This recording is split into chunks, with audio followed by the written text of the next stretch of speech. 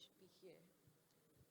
All right, so today we are going to discuss a super fascinating and also critical topic around whether or not the future buy should be open source or closed source. I think I really wanted to start off, I'm not sure where is Professor Fabio.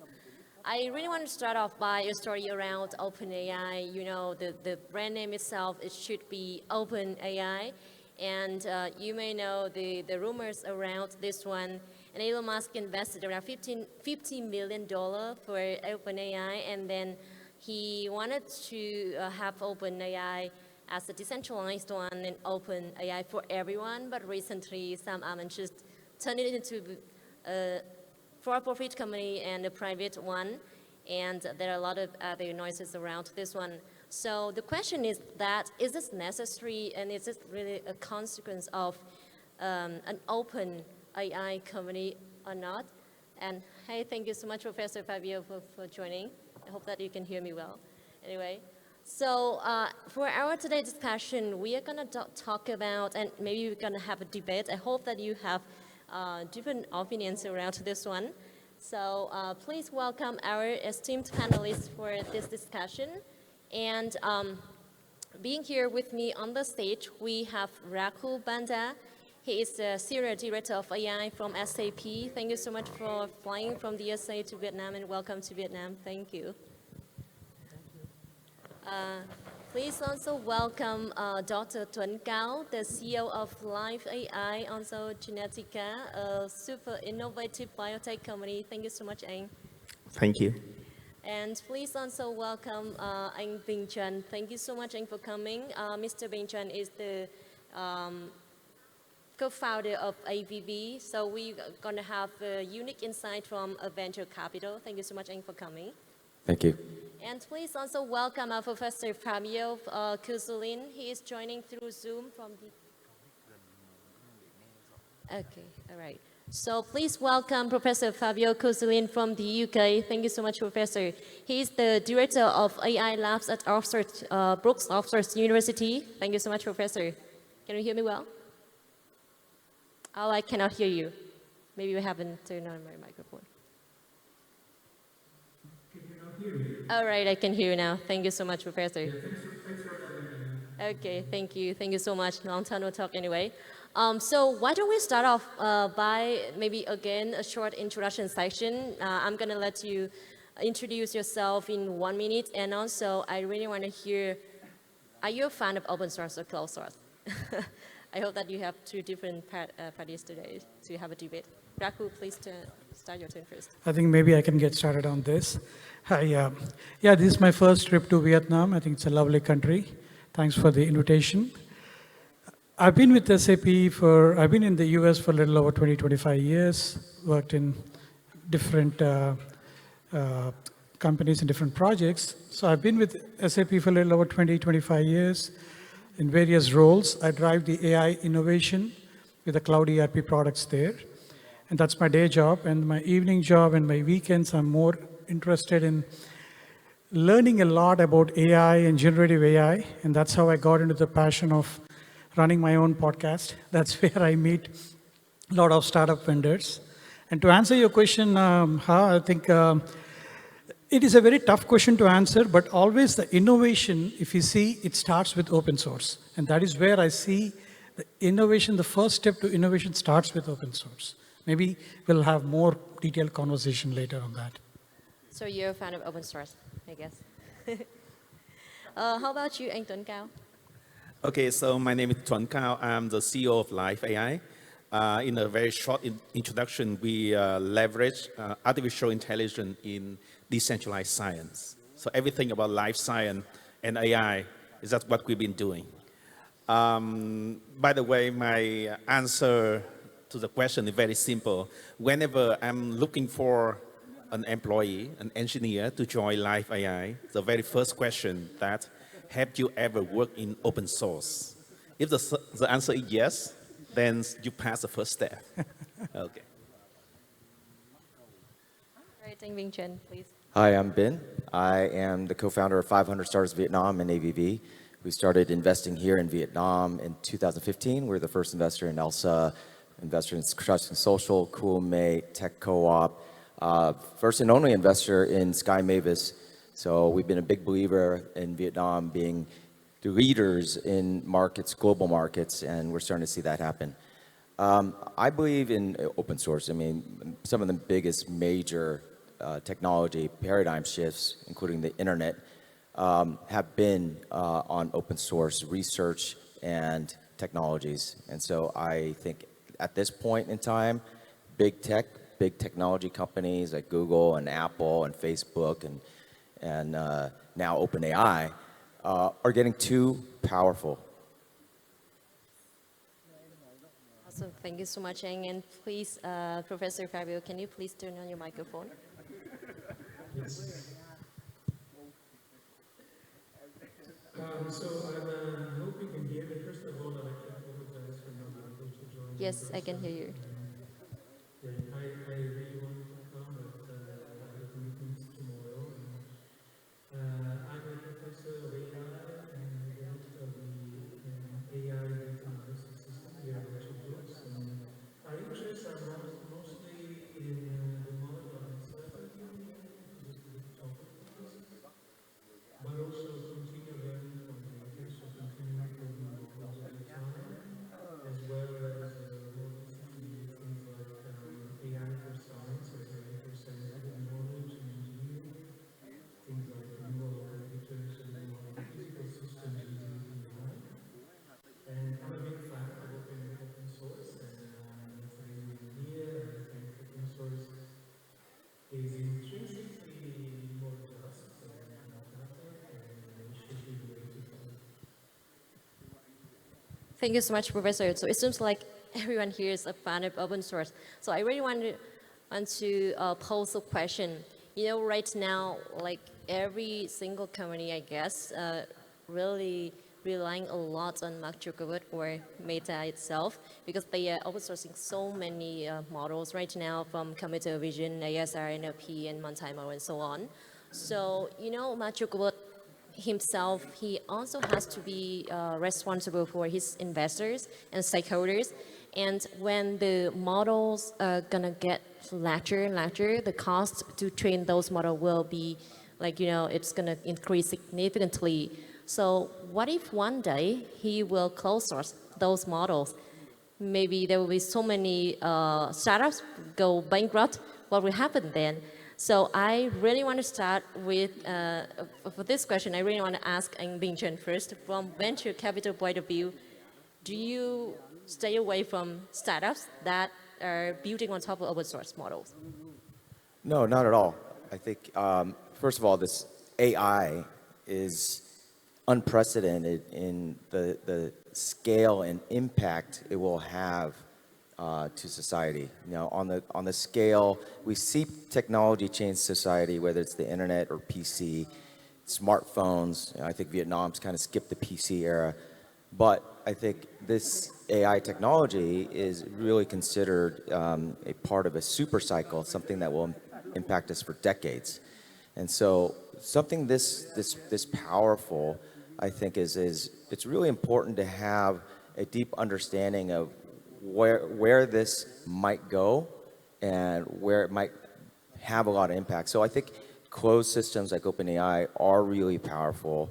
They are, again, OpenAI, ChatGPT is just 2 years old, right? And so you think about the impact it's already made. These closed systems are really highly performant. So it allows you to extract value really quickly, robustly, and without the need for support.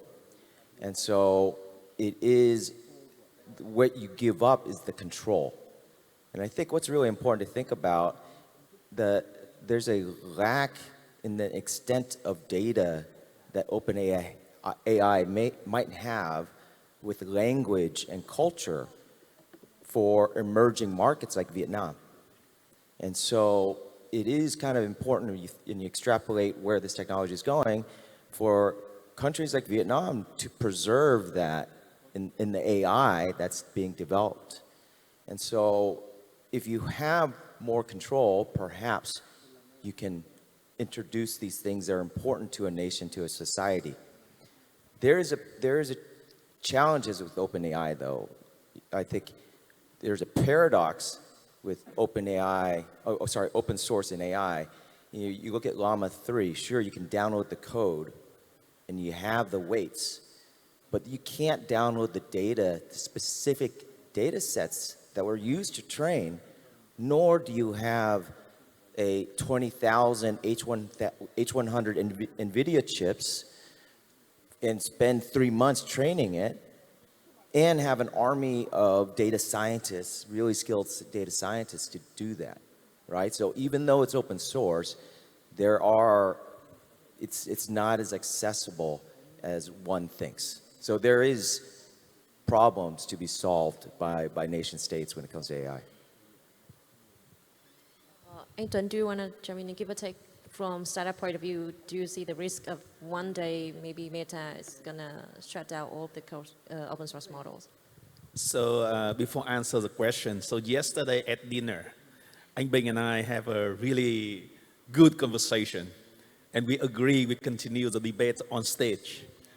Okay, so I'm a big fan of open source, of course, and then if one day Meta or other one close source, that is not a problem. It's not a problem for startup, because one of our main rule at a startup is that when AI become commodity, we will not depend on that commodity to be successful. We probably will need something as our secret source, something the AI cannot provide. So even if Meta one day close the source, there's multiple ways for us to get what we need to do. Okay, the main thing at the startup that we create something or we invent something, or everything will be like, it's really hard for other people to copy. Okay, so open source and then become closed source. For example, like OpenAI is going to be like closed AI at one day, and it will not affect us at all, because at the community, the whole thing will keep growing. If someone closes a source, other will develop something similar. Thank you so much, Anh. How about you, Raghu? I really want to hear your insights from enterprise point of view. Right. I think maybe I can add a few things here. I think this is where I was saying that to start the innovation, I think open source definitely makes sense. You can quickly get a lot of information, a lot of code, open source code, and then quickly build the models, even from companies like SAP, Oracle, and all these enterprise software firms. We definitely leverage a lot of open source related aspects.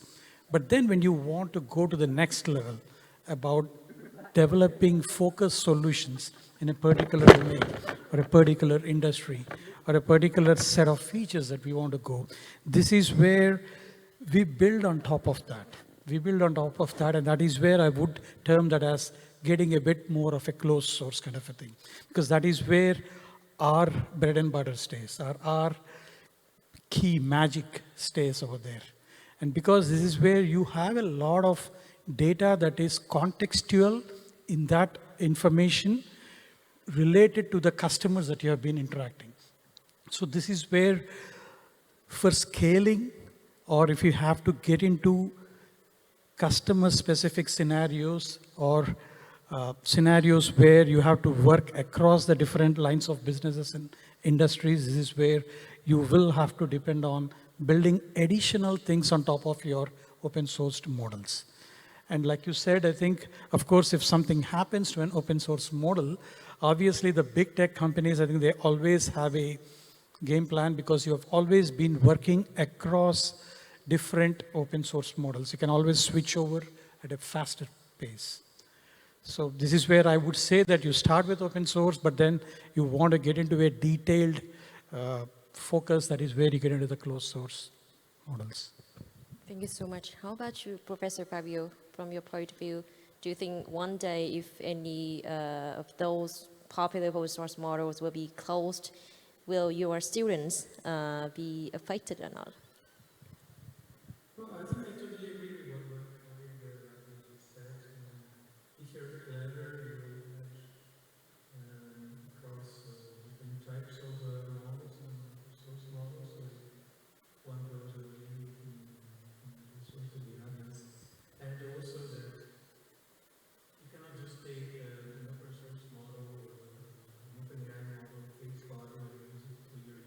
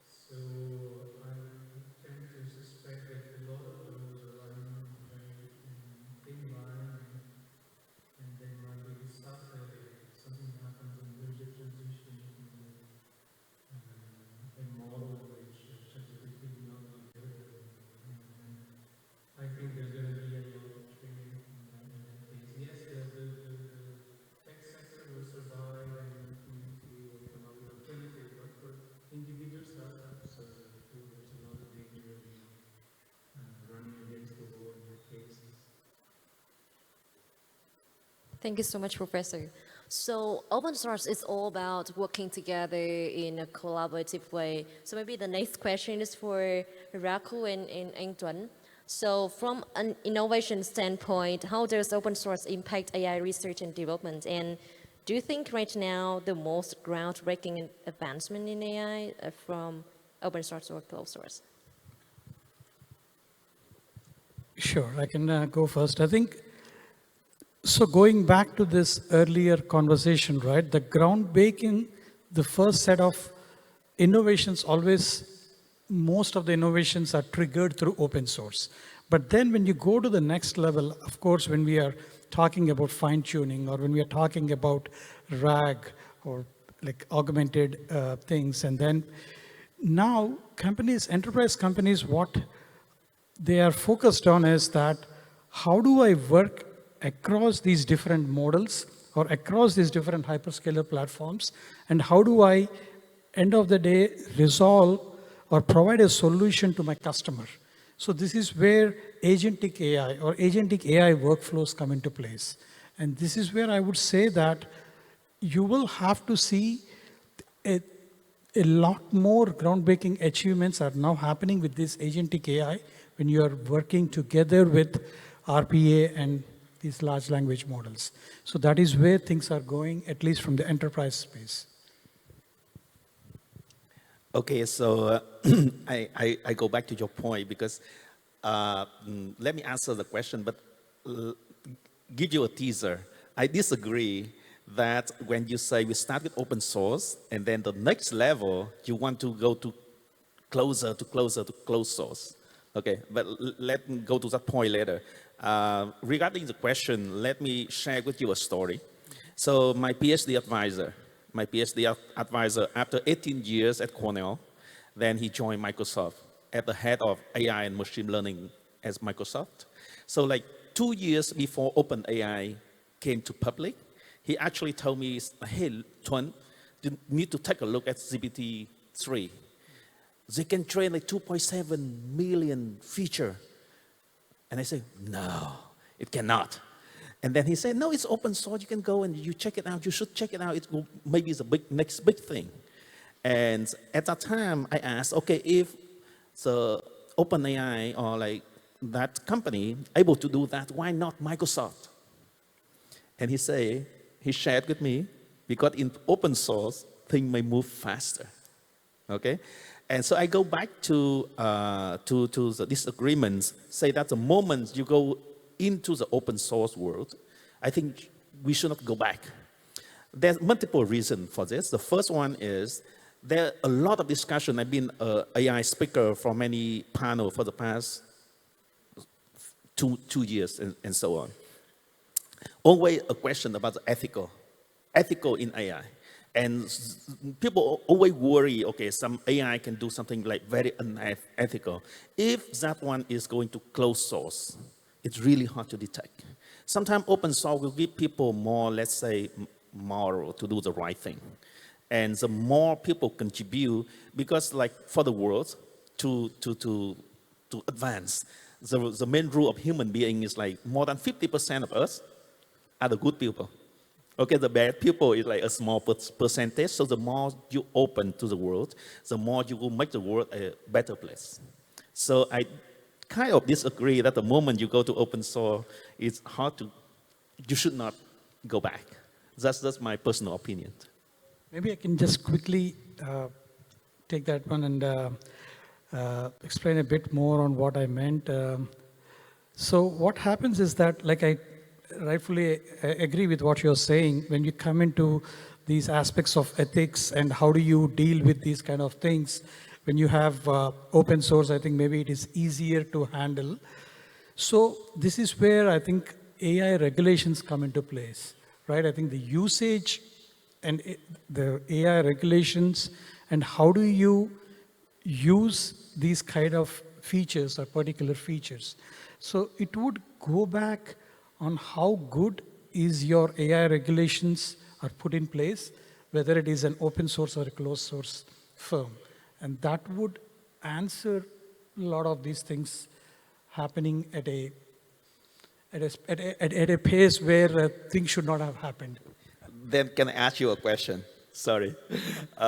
So what do you think, like for regulation, let's say Anh Binh is a person, a regulator.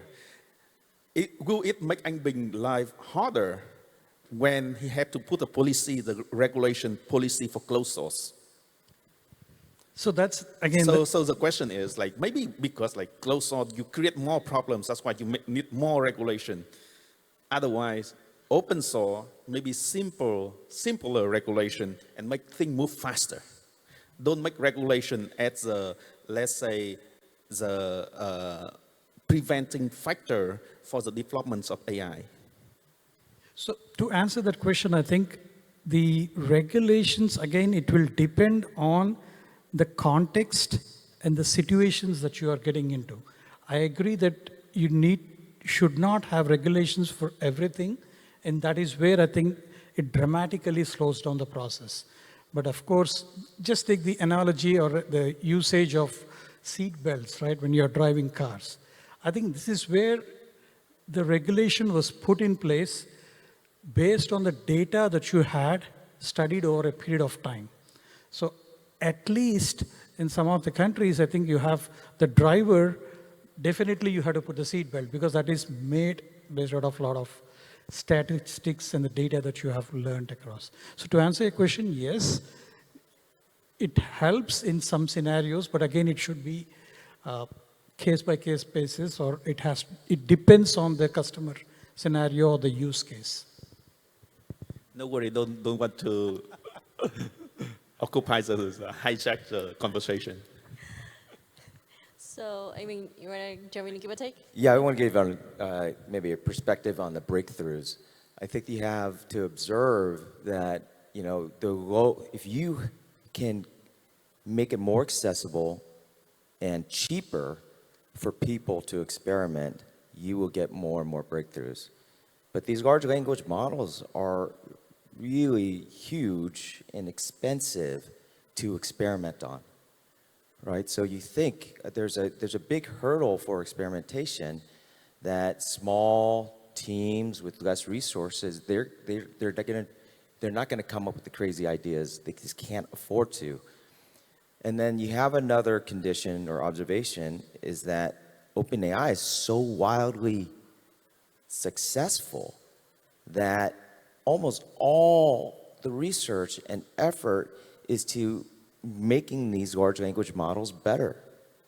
What if the path to AGI, the next AI breakthrough, isn't about bigger, better large language models, but a completely new architecture, non-transformer based, right? And so, you know, how do you encourage, I guess, more access and lower cost of experimentation so that it's not these two things that can constrain potential teams from making a breakthrough? Thank you so much. Yes, sure. Can I just build on that? Sure, sure.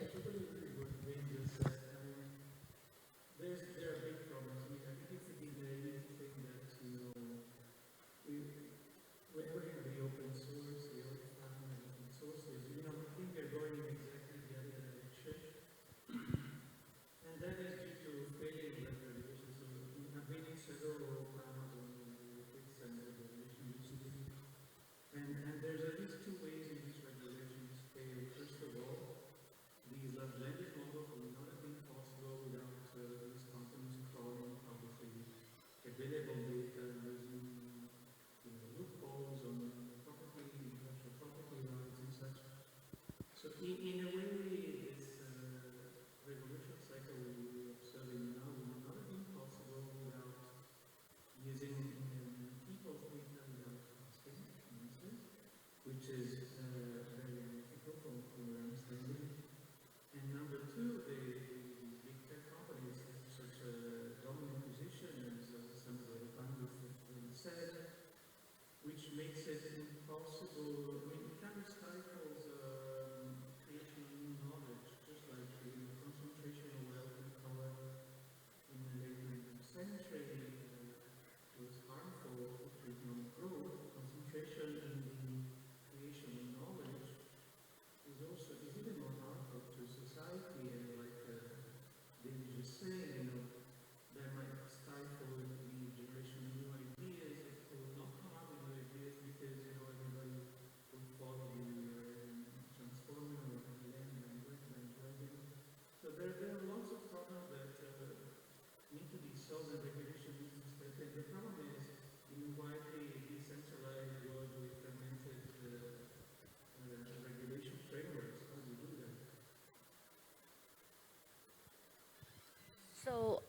Thank you so much, Professor. Anyway, I'm not sure if you are also a member of the blue, when the blue model, I think it was born in 2020. I think it was won by and developed by more than 1,000 data scientists and some members from Hugging Face community. And rumors are saying that Llama models are building on top of Bloom. But you know, Bloom couldn't develop and getting better without the support from tech giants like Meta. So do you think eventually there's still we need support from centralized tech giants and companies like that to improve the open source model because of the cost to train models?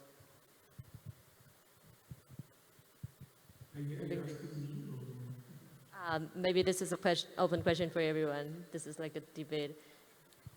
Raghu, you want? The results demonstrate that this will happen, right? So without getting all these resources and centralized development, you can hardly see those foundation models that will be used to take on the different hands. So, you know, there might be some truth in what I said.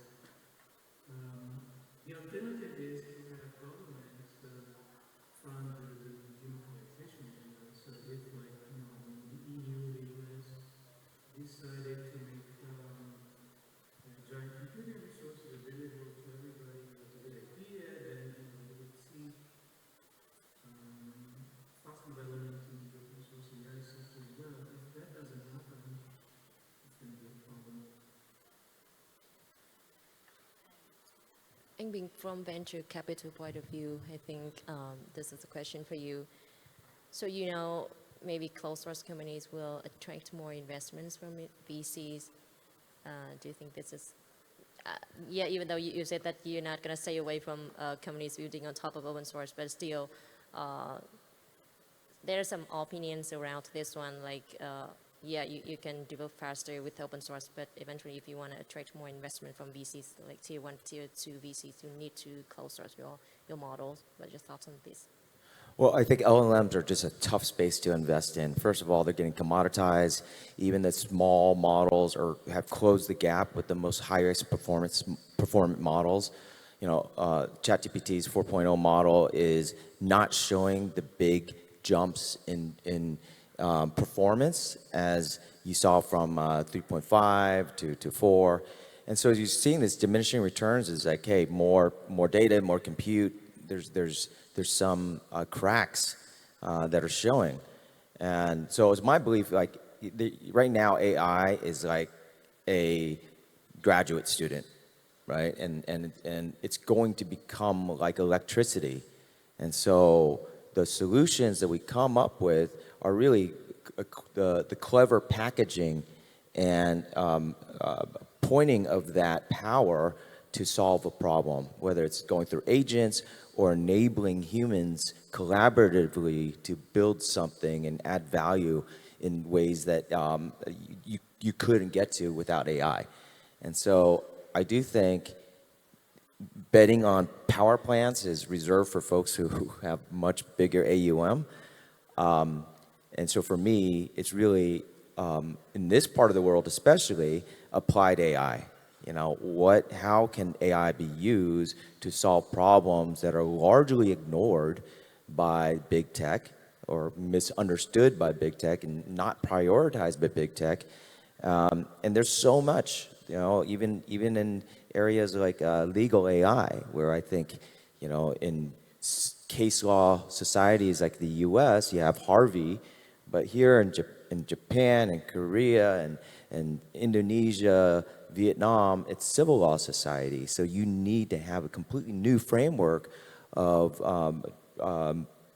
fine-tuning and training these LLMs with local lawyers to make it really valuable. So these are the type of opportunities I think are really exciting and scalable that, you know, are exciting from a VC perspective as well. So yes, wrappers, but cleverly packaged for use cases that really create a ton of value for local needs and local interests. So like Mistral, they are open source company, but they still have some paid options for enterprise, I guess. Mistral, it's, you know that startup? Which one? Mistral, I think it's in the Mistral. Yeah, they raised more than $325 million when it was still in pre-seed round. So yeah, I mean, so maybe we have one more question to wrap up this session. I guess this is for everyone. Can open source and centralized AI work together to create a more balanced and sustainable ecosystem? What's your thoughts on this, Raghu? Yeah, so that's a great question, right? I think how can open source models and centralized AI systems work together, right? I think that's a great question, because the thing is, like I said, the innovation always, or at most of the times, I think since it is available so that you can get people across the globe, and now that we have all these developing countries, emerging countries, and across the globe, wherever you are able to build solutions at a faster pace using open source. Now, when you marry that with centralized systems, so this is where there are startups which are there, or there are some companies which are focused and they are investing in building centralized applications or centralized use cases on top of the open source that you have already made available. So which means that you can bring up to speed. So this is where you start with an open source model, and then, of course, this again goes back to the things that we have been talking about, right? I think when I talk about centralized, again, it might become kind of closed source. But of course, there are use case by use case scenario. That is how you can marry them together and make betterment for the society or betterment for the things that are available.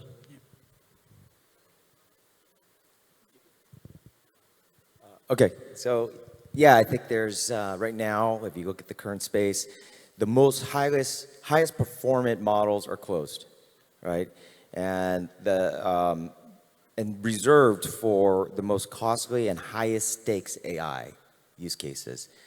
And I think open source, there's a lot of customization and control you have, and those are going to serve very different use cases. So I think they will coexist. There is one advantage, though. I think both open and closed source large language models have exhausted all public data, right? And what closed companies are doing are, we have a company in our portfolio called Turing, and Turing has a platform to engage really deeply experienced professionals across many different fields to provide deep reasoning data, proprietary deep reasoning data that you can't just find online. And so this is a huge differentiator, and their customers are Gemini, OpenAI, Meta, all of them, right? So it's not easy for say open source large language model to compete in that way unless the entire globe collaborates and shares data. I mean, that would be a beautiful place for every researcher to be able to share their data for use cases in not just research, but fraud or even healthcare. I mean, if that could be completely democratized, then that would level the playing field. But currently, because it's so expensive and it's considered proprietary, adds value, adds differentiation, these closed models are kind of quite much more powerful. How about you, Ington? But anyway, I just want to add one opinion around this one. Actually, even all of the models on Meta are open source, but they are spending a lot of money on collecting rare and real-world data because we are one of their clients. We are one of the vendors for Meta, so I know that. Anyway, Ington, can you please share your thoughts? Okay, so the question is like a lot of open source work really great, or closed source work really great when they have a lot of data. Or the middleman can collect a lot of data so that they can make the AI model way better. Okay, so can we do something with this? Can we have some like open source or decentralized system which can make it better? Okay, so I can share a little bit more with you. That was a conversation that Binh and I had yesterday when he suggested that in the world, so every data will be shareable, accessible. If that is the case, then we will have open source, decentralization, and a lot of research work, application will work much better. And I totally agree with this. The only thing that we need to maintain, which is the ownership. Actually, there are three things we need to do. The first one is the ownership of the data. Even those Raghu might contribute or say, hey, I would love to share my own data, but it's still his data. The second part is privacy, okay? Someone tried to access to Raghu data, and something is very private, especially like DNA data, very private. So the privacy aspect of the data needs to be maintained. And the third part is also very important, is data access transparency, okay? So if Tuan say that, okay, hey Raghu, can I access your data? I just analyze a very small thing, but actually I may analyze a lot of more things about your data, and you don't know about it. And I learned a lot more from you, from your own data, and it may harm you in any way. So data access transparency also need to be maintained. Okay, so basically, in the ideal world, all of the data could be shared, shareable, available for everyone, everywhere, at any time. But we need to maintain three things: data ownership, data privacy, and data access transparency.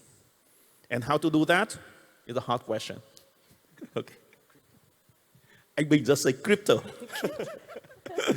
I think he's kidding. Professor Fabio, do you want to jump in and give a take? Yeah, I'd like to chip in on the because frankly, I'm not one of those scaling the people. I don't believe.